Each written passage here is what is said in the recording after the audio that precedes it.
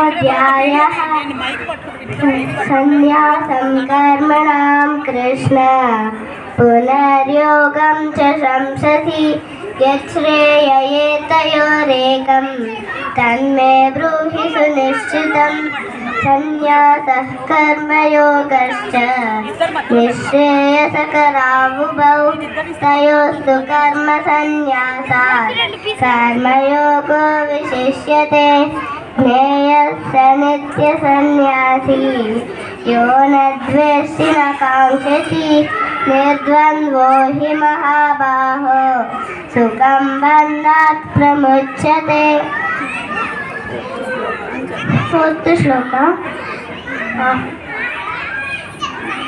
सांख्ययोगौ पृथक् बालाः प्रवदन्ति न पण्डिताः एकमप्यास्थितः सम्यक् उभयोर्विन्दते फलम्। श्लोक यत् सांख्यैः प्राप्यते स्थानं तद्योगैरपि गम्यते एकं सांख्यं च योगं च यः पश्यति स पश्यति। सिक्स्थ श्लोक सन्न्यासस्तु महाबाहो दुःखमाप्तुमयोगतः योगयुक्तो मुनिर्ब्रह्म अचिरेणाधिगच्छति। सेवेंथ श्लोक योगयुक्तो विशुद्धात्मा विजितात्मा जितेन्द्रियः सर्वभूतात्मा भूतात्मा कुर्वन्नपि न लिप्यते।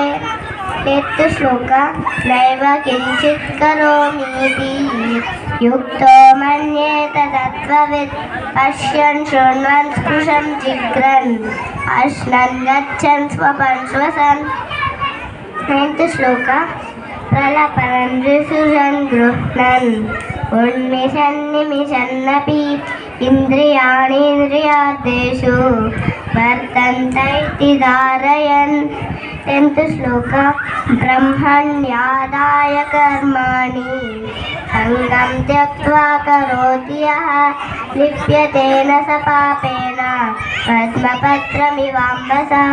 टेन्थ श्लोक 11th श्लोक कायेन मनसा बुद्ध्या केवलैरिन्द्रियैरपि योगिनः कर्म कुर्वन्ति सङ्गं त्यक्त्वा आत्मशुद्धये। Thank you.